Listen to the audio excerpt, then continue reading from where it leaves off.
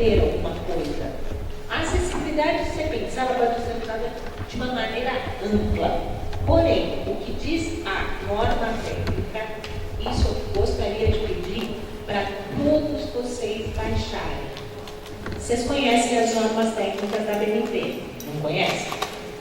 Todas são pagas e muito bem pagas, concorda? Porém, em um convênio feito com o Ministério Público, porque a acessibilidade do Brasil ainda está muito aquém de outros países, foi feito um convênio com a BNT que as normas técnicas relativas à acessibilidade não seriam cobradas. Então, vocês conseguem colocar no Google, vamos falar mais fácil, né? Nem vou falar para você os sites específicos, NBR 9050 de 2004, e baixá-la na íntegra, todo o texto. Se vocês forem comprar na BNT, custa acho que R$135. Então, e não só essa norma, outras normas relativas à acessibilidade, vocês também conseguem baixar pela internet, tá? Então, essa norma diz o quê? Que a possibilidade e condição de alcance, percepção, entendimento para utilização com segurança e autonomia de edificações, espaços, mobiliários, vias públicas, equipamentos urbanos e transporte coletivo. Em algum momento vocês viram falar em pessoa com deficiência? Não. Porque isso é para qualquer um. Vocês concordam?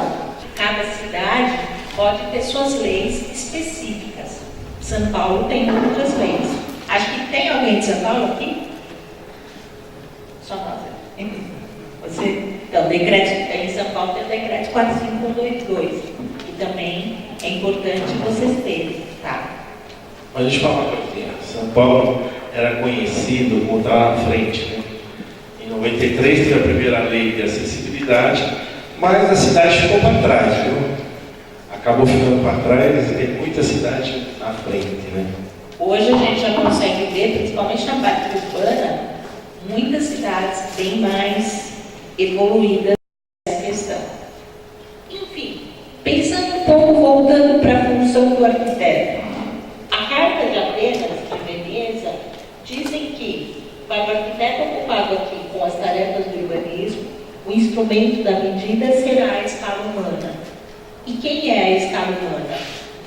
Vocês concordam? Alguém já fez um projeto para alguém com nanismo aqui? Não? Mas eles existem, não existem? Vocês já pensaram como eles vão ao banheiro? Como eles lavam a mão? A academia, os equipamentos, são pessoas esquecidas muitas vezes, né? E assim são diversas outras pessoas. Enfim. E a gente brinca, faz uma brincadeirinha com o folclore, quem não conhece, né? Dizendo que ele pode ter todas essas características, tá? E não seria o homem universal.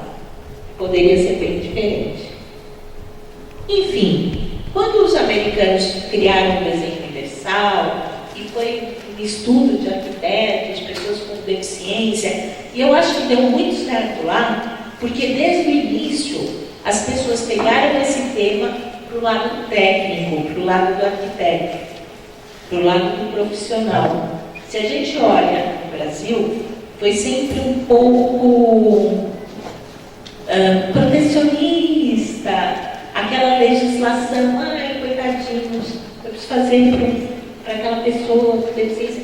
Não foi vista como um ato de projetar, tá? E aí... Tanto é que aqui temos a fila prioritária, às vezes não adota a fila prioritária porque a pessoa tem todas as condições de circular livremente. Sim, não existe aquela fila, o prioritário não existe lá, porque todo mundo tem o mesmo tempo. Se eu vou pegar um ônibus, todos são acessíveis, então não vou ter que ficar esperando qual é o veículo, qual táxi, seja o que for. Enfim, quando foi criado o desenho universal, para saber se existem, como é uma coisa conceitual, princípios de acessibilidade e desenho universal nos projetos, Os americanos criaram 7 princípios. Tá? Primeiro, uso equiparado. É que pessoas com diferentes capacidades possam usar o mesmo espaço. Tá? Ou seja, se eu tenho uma porta automática com sensor na porta do supermercado, vocês concordam que ela vai ajudar quem está com carrinho de compras? Mas vai ajudar uma pessoa que está com a cadeira de rodas. Porque uma atividade difícil para a gente é fechar e abrir porta. Por incrível, daqui a pouquinho vocês vão ver, vocês vão experimentar um pouquinho. Vou fazer uma gracinha, uma unidade com vocês. Depois, se eu tenho um acesso, não precisa ser essa rampinha band-aid do desenho, tá, gente? Essa é uma rampinha band-aid. Se eu tenho um acesso através de rampa e também por escadas, eu vou estar atendendo a todo mundo. Isso é o que a gente chama uso equiparado. Então, uma dica, por exemplo, vocês viram uma rampa incorporada na escada, piso tátil, corrimãos e tal. Se nós fizermos uma inclinação até 5%, ela não é considerada rampa, né? Acho que aqui na entrada temos, né? É uma bem diluída, né? Então não precisaria fazer degraus, rampas. Procurar sempre fazer o mais suave, inferior a 5%. E aí não precisa de todos aqueles aparatos. Outra coisa que dentro dos princípios, se eu faço um projeto, será que esse projeto tem uso flexível? O que é o uso flexível? Vocês concordam comigo, desde criança até velhinho, pode ter mudado alguma coisa na vida de vocês? Deixa eu fazer uma pergunta. Na casa de quem eu poderia comer um churrasquinho hoje, passar o dia e ir no banheiro?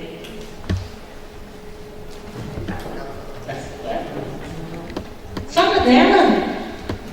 Mas ninguém? É porque vocês não queriam fazer carne para mim? Por Ela quê? come pouco, hein? E bebe pouco. Por que eu não poderia passar um dia na casa de vocês? Porque não tem acesso? Porque eu não conseguiria entrar no banheiro?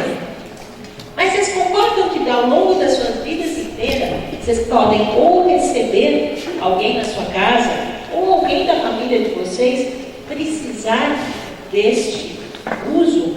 Por que não vocês? Podem quebrar uma perna, né? Quem já não vivenciou isso? Vocês conhecem um tipo de construção chamada alvenaria estrutural? Vocês sabem que é como um Lego. Tirou uma pecinha e cai tudo. Mas também você pode mencionar para tirar algumas partes, por exemplo, banheiro, que vai ser alargado a porta, não faria estrutural nessa parte. Tem que tomar cuidado. Mas não, é o sistema isso. não é bom, né? Mas, bom, acho que ia chegar na porta de 60 do banheiro dos apartamentos. Até agora eu não entendi porque as portas são de 60 centímetros. Se alguém conseguir me explicar, a única explicação que eu dei para mim mesmo foi que os apartamentos reduziram tanto e para que não ficasse na mesma proporção, a porta diminuiu também, né? Senão não teria área para varredura da porta. Não sei. Né? Mas, e aí? Se você, exatamente isso que ele falou, se a gente conseguir construir apartamentos em que o entorno seja de alvenaria estrutural, que é um sistema muito legal, mas que dentro, principalmente a área do banheiro, você consiga alterar. É a flexibilidade que é o conceito. Exatamente. Uso simples e intuitivo. Vocês, quando vão em alguns lugares, muitas vezes têm dificuldade até na comunicação. Vocês concordam? Quando a gente pega um controle remoto, assim, às vezes, esse aqui é fácil. Muitas vezes vocês conseguem usar? E eu acho que ninguém aqui tem problema de Eles são novos. cognição. Eles são novos, eles nasceram. Já sabendo, né? O telefone ainda para mim é uma incógnita. O celular eu fico assim, perdida. Então, é a mesma coisa. A informação tem que ser compatível com a dificuldade do usuário. Nós estamos numa Copa, vamos receber várias pessoas de outros países. Se eu tiver escrito banheiro, eles não vão entender. Tá? Se eu usar um pictograma, eles vão entender. Imagine vocês no Japão. Tem algum japonês aqui? Tem. Mas quem não for japonês, a escrita deles em ideograma, nós entendemos? Não entendemos. Eles têm que se informar através de pictogramas, que são as características universais. E assim tantas outras coisas. Informação perceptível. A nossa profissão, geralmente, as pessoas não têm problema de visão. Vocês concordam? Apesar que um colega nosso da CPA, que é o representante do IAB, por acaso, é um arquiteto que ficou cego. E é muito legal que ele ajuda muito a gente, né? Porque ele tem a visão do arquiteto e não tem a visão.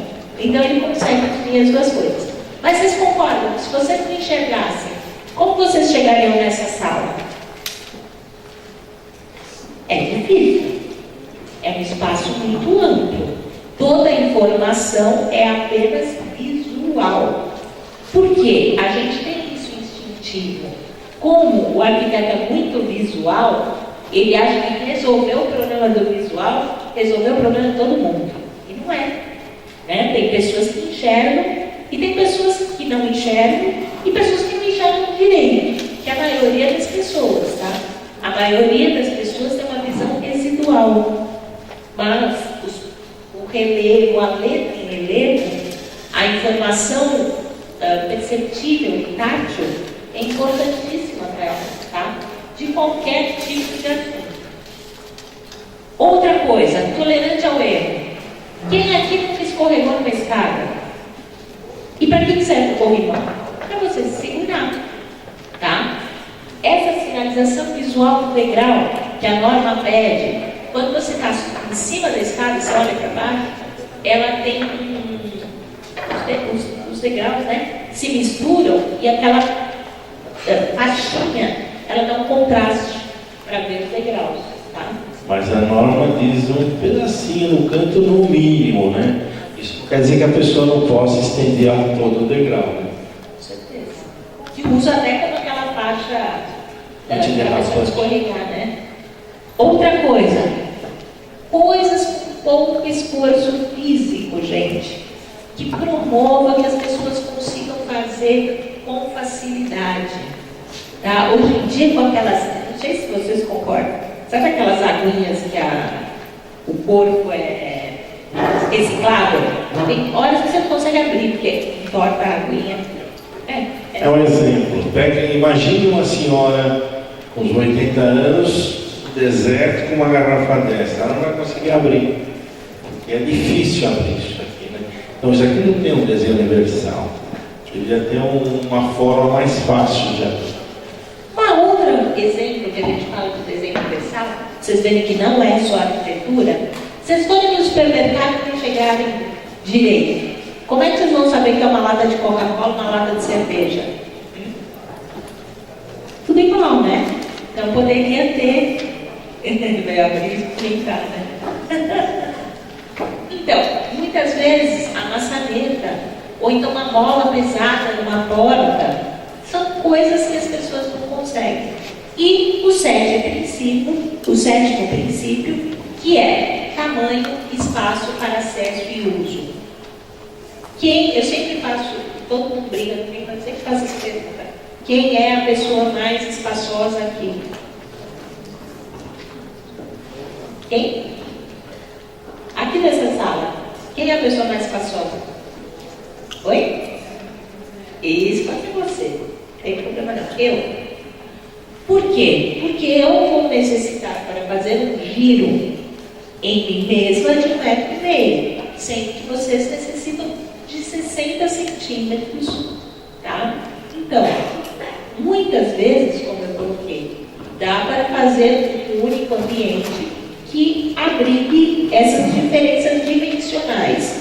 Porém, se eu vou fazer uma catraca no metrô, por exemplo, se eu fizer todas com 80, 90, as pessoas muitas vezes vão passar de 2 a 2. Então, eu vou ter que optar fazer algumas maiores. A mesma coisa sanitários. Se vocês já foram aqui no banheiro, não iria fazer todos, porque tem uma bateria muito grande. Então, vou fazer um número X adequado. Então, esses são os 7 princípios que criaram a essência do desenho universal. Tá? Se vocês olharem o projeto que vocês estejam desenvolvendo, será que todos esses itens foram pensados? Será que nesse espaço que nós estamos, todos esses itens foram pensados? É hora da gente fazer essa análise crítica. Aqui, por exemplo, temos os tickets de comprar para metrô em várias alturas diferentes. Tá? Agora vocês têm, o Oswaldo sempre fala do caixa automático. Imagine um caixa automático, vou citar o exemplo e dar um nome também, do Banco do Brasil, esquina da Paulista com Augusta. Naquele prédio onde a Dilma tem um escritório lá também, né? Umas 20 caixas, uns 20 caixas tem, né? Uns 20, é um salão enorme, tem uns 20 caixas, mas todos iguaizinhos, todos com aquela luz interferindo no reflexo, né? Agora, eu não tenho problema nenhum, que eu me aproximo de uma altura certa, um homem padrão, mais ou menos, né? Eu não tenho mais 25 anos, não enxergo tanto, mas ainda consigo. Agora, por que os 20, 25 são todos iguaizinhos? Não podia ter um pouco mais baixo, ou um pouco mais alto? E nós reclamamos com a Febraban, né? Não, de acordo com a norma. Fizeram de acordo com a norma, caixa eletrônica, mas não atende as pessoas. A norma, às vezes, é um pouco tendenciosa, né? Às vezes fabricante, às vezes participam. Então, nesses caixas, o que seria? Só a carenagem não mudada, porque o computador é o mesmo. Não é? Ou então levar um piso, né? Dá uma diferenciação assim. A Silvana não consegue ir no caixa eletrônico. Eu não consigo usar o caixa eletrônico. Já também. Esse é um outro exemplo de um telefone público fora do Brasil que tem características que podem ser usadas por um número maior de pessoas, sem a necessidade de se fazer telefones mais baixos. Aqui também é a gente pegando os referenciais básicos que foram levados em conta quando hoje a gente usa ainda o Homem Vitruviano, desenhado por Leonardo da Vinci, mas feito o conceito na época de Cristo. Agora eu pergunto para vocês, vocês acham que uma pessoa ficaria mais idosa, teria algum problema de visão, cardíaco, teria alguma deficiência naquela época, conseguiria se sobreviver? Não, não existia nem remédio, nem antibiótico, nem nada. Então, as pessoas daquela época tinham a ver com esse conceito, que eram as pessoas que sobreviviam, né? Hoje, o homem padrão que a gente adota, do Noiter, alguns modulor, tem coisas boas, coisas ruins, não confundam a arquitetura universal com desenho universal, tá? Isso foi contrário aos padrões que a gente necessita. E a Revolução Industrial, o preço exacerbado das construções e a gente diminuindo cada vez mais, né, a máquina de morar, mas o que a gente está levando em conta neste padrão da máquina de morar? Então, esse é um fator extremamente importante da gente pensar. Por quê? Porque o referencial pode ser outro, gente. A gente pode ter uma pessoa idosa que usa uma bengala e vai usar o seu deslocamento. Vocês estão vendo essas medidas? Não são medidas da pessoa parada. É a medida que ela está em deslocamento. Aí vocês vão perceber que uma pessoa com uma bengala vai gastar 75. Uma pessoa com cão guia, 90 centímetros em deslocamento. E assim, muleta, andador. E quando a gente põe os olhos mais fortes assim na cidade, você repara que as pessoas existem. E se você não fizer o espaço para elas conseguirem, elas não vão sair de casa. Por que vocês acham que você não tem muita pessoa com deficiência na rua? E todo mundo que vai para os Estados Unidos, para a Disney, fala, ai, como é cheio de pessoas com dificuldade de locomoção, com deficiência alta. É só porque consegue sair. Às vezes também não consegue ficar em casa. Se a pessoa comprar um imóvel lá pelos 30 anos de idade, quando ele terminar de pagar, ele já vai estar com algum problema. E às vezes ele não consegue entrar na própria casa, viver na própria casa. Isso acontece, viu? A CPA, ela também pega denúncias do município.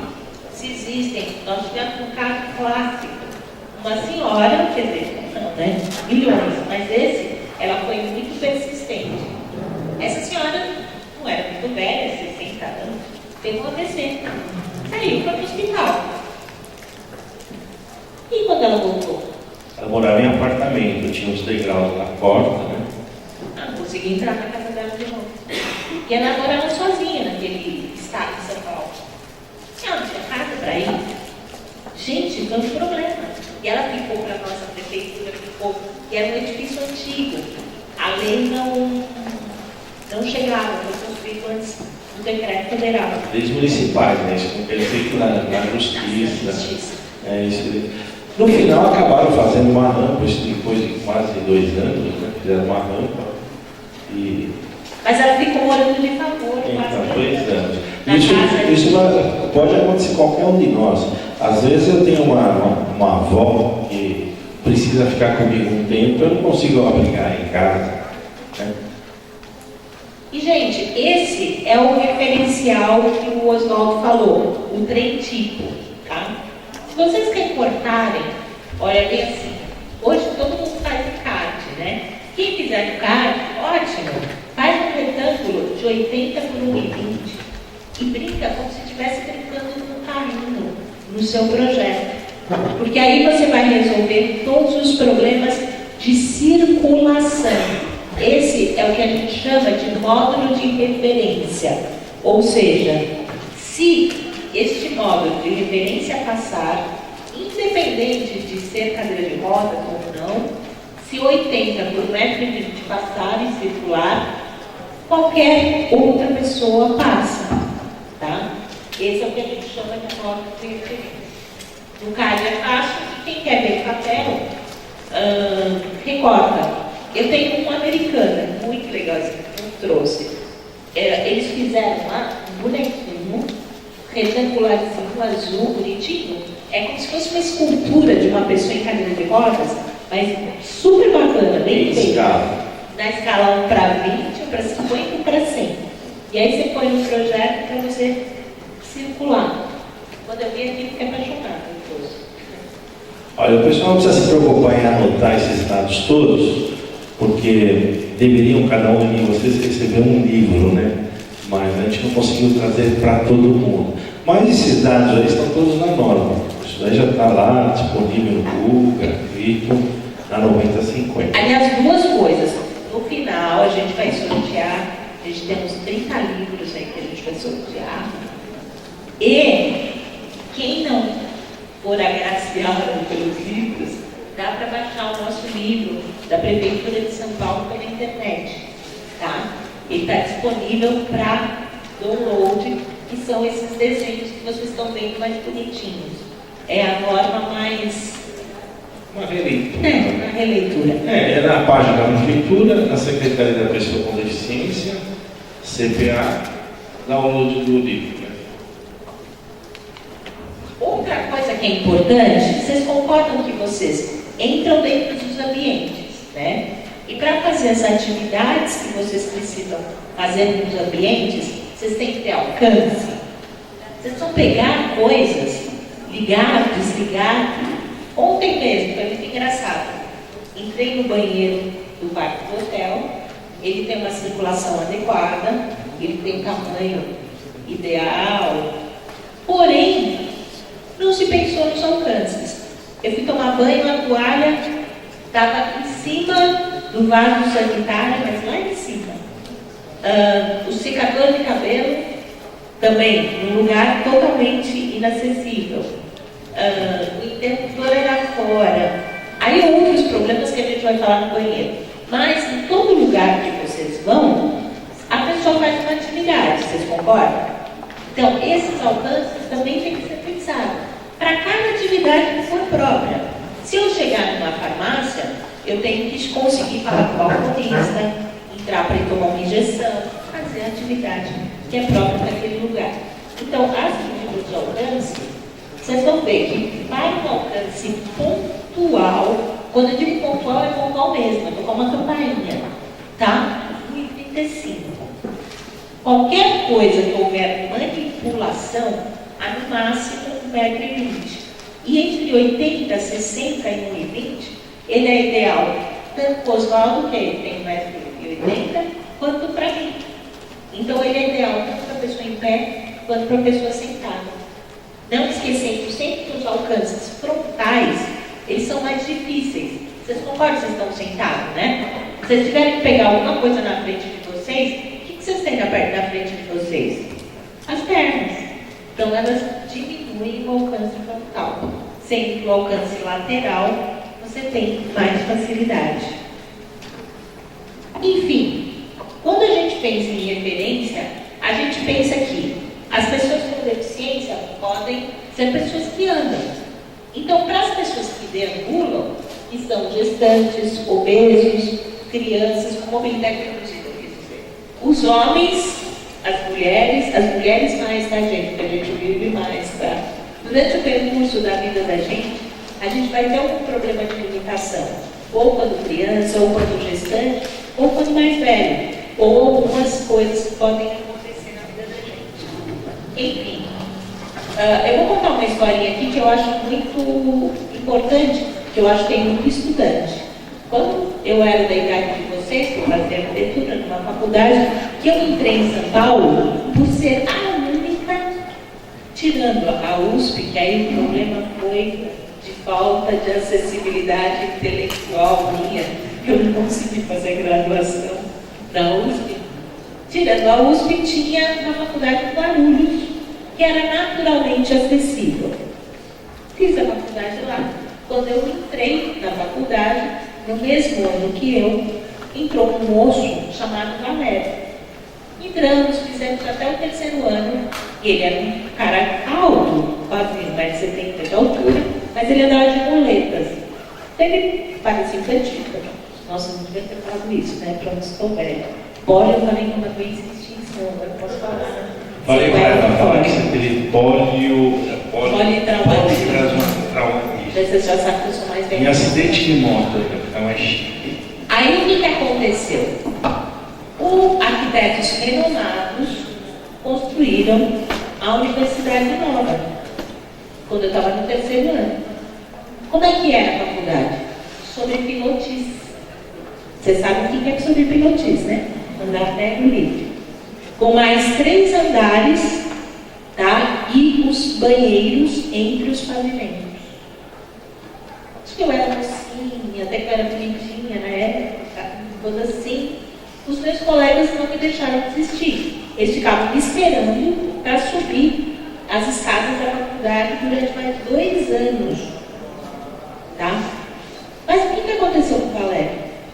Vocês acham que alguém ia subir o Valério? Parou. E eu nunca mais soube do Valério. Ele não estava no congresso, alguém viu o Valério no congresso, não. Então, e foram arquitetos que fizeram isso. Então, por isso que eu coloco, gente, cada atividade do que vocês fazem tem um reflexo na vida do outro. Da mesma maneira que o Valério e mais nenhuma outra pessoa se formou com deficiência, se formou naquela faculdade, depois dessa tomada de decisão de projeto desses profissionais, a vida de muitas pessoas foi barrada. Então, nós somos muito responsáveis, a legislação, o governo, não. A gente, na tomada de decisão, é muito responsável pela vida dos outros. Então, mais do que detalhes técnicos que a gente vai ter amanhã e depois, a gente hoje foi um dia mais conceitual, mais do que todos esses detalhes técnicos, é importante vocês lembrarem que isso reflete na vida das pessoas. Por quê? Você acaba com desigualdade de oportunidades, falta de formação pessoal, porque as pessoas não conseguem ter acesso, não conseguem estudar. E o que é de uma pessoa que não tem a sua mobilidade boa se ela não estudar? Tem exclusão do mercado de trabalho, dependência econômica, custo social. Isso vai fazer o quê? Que as pessoas vivam de BCP. Sabe o que é isso? É um dinheirinho do governo que dá, que quem paga? A gente mesmo. Tá? Ao contrário, se você tem uma oportunidade igual, você constrói com desenho universal, você tem uma equiparação de oportunidades, formação pessoal, inclusão no mercado de trabalho, produtividade, geração de renda e, resumindo, a inclusão social de todo mundo. Todo mundo vai estar trabalhando, ganhando seu próprio dinheiro, e aí as pessoas vão ficar na rua e vivenciando. Então, eu queria passar hoje, nesse primeiro dia, fora vocês fazerem essa vivência agora, quando vocês forem embora. Agora não, né? Vocês vão só à noite. Quando vocês forem embora para suas casas, vocês imaginem essa reprodução do outro e com esse conceito que é muito importante, tá? E para embasar isso, a gente tem normas técnicas, tá? É a NBR 9050, que tem força de lei na cidade, no Brasil, não só na cidade de São Paulo, que ela está determinada no decreto. A gente tem a NN 313 de 2007, que é para elevadores de passageiro acessível, que também faz muita diferença, principalmente para as pessoas com deficiência visual, porque ela tem todos os recursos. A gente tem NN, norma Mercosul. Então, se a gente for na Argentina, no Uruguai, o elevador acessível de passageiros, a gente vai falar de outros tipos de elevador. Aí a gente tem a norma de acessibilidade do caixa de autoatendimento, tem uma norma de plataforma, que é a 15655 de 2009. Tem uma norma de elevadores acessíveis, elevadores não, ônibus rodoviários acessíveis, que amanhã vai ter uma revisão, né? A 10ª reunião que está acontecendo. Você já viu aquele ônibus rodoviário, né? Que tem aquele símbolozinho assim, mais ou menos igual a esse, né? E do lado tem uma escada. Vocês já viram isso, né? Vocês como é que se sentem? Um engano, né? Um engodo, né? Então, a gente acabou pedindo para dar uma revisada nessa lei, juntamente com o Ministério Público, porque ninguém aceita isso. Então, está acontecendo, vai acontecer amanhã, né, em São Paulo, no Memorial da América Latina, e a gente está tentando eliminar uma cadeira de transbordo. O que é isso? É o que dá a característica de acessibilidade para o ônibus, que na verdade é um engodo. Se eu pegar a Silvana, tirar dela e botar numa cadeira de rodas e puxar ela pela escada, e depois jogar ela de volta para... Isso não é acessibilidade, é acessibilidade. Agora, se eu puxar ela na própria cadeira, ela não vai conseguir entrar lá, né? Então, o que deve ser feito? Eliminar esse termo de cadeira de transbordo e passar a ser só por plataforma elevatória, né? É uma briga que a gente está procurando ganhar, né? Mas tem empresários, tem a iniciativa particular, é norma, é uma discussão de muitos componentes. Né? E em São Paulo, a gente emite várias edificações que atenderam os requisitos não só de acessibilidade, como das leis municipais. A gente tem um selo de acessibilidade, tá? Que é esse selo que passa pela comissão, projeto, e é dado esse selo. Isso é importante, que passa por um critério mais sério sobre isso.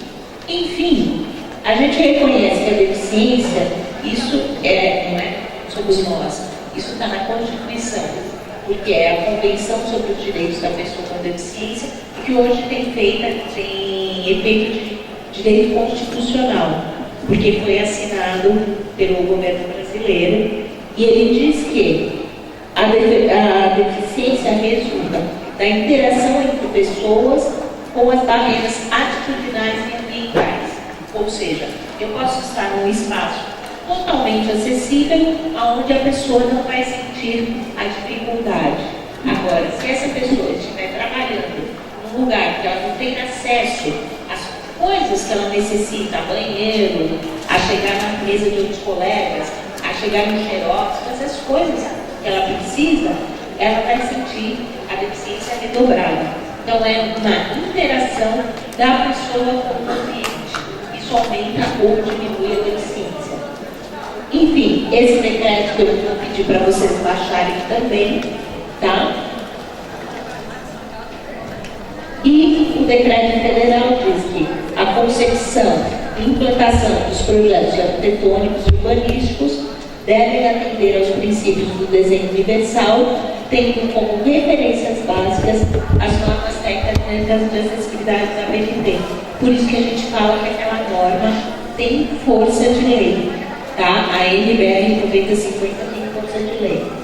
E toda construção, reforma, ampliação, mudança de uso, licenciamento, hoje tem que atender os quesitos de acessibilidade. As indicações de uso público ou coletivo já terminaram os prazos para se adequarem, principalmente os de uso público.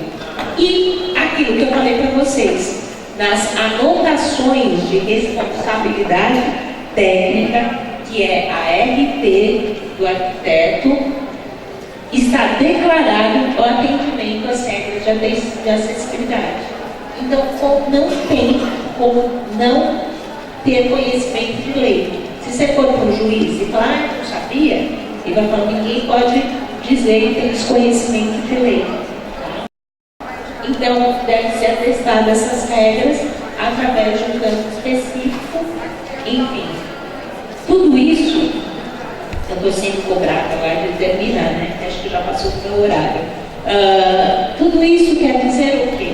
Que o custo da acessibilidade, na hora do projeto, gente, ele não muda nada. Esse 1% já foi uma coisa antiga, porque hoje, eu acho que a única coisa que aumenta um pouco, o equipamento eletromecânico, um banheiro um pouco, com dimensão um pouco diferenciada, tá? Mas a falta de acessibilidade tem um custo social muito grande.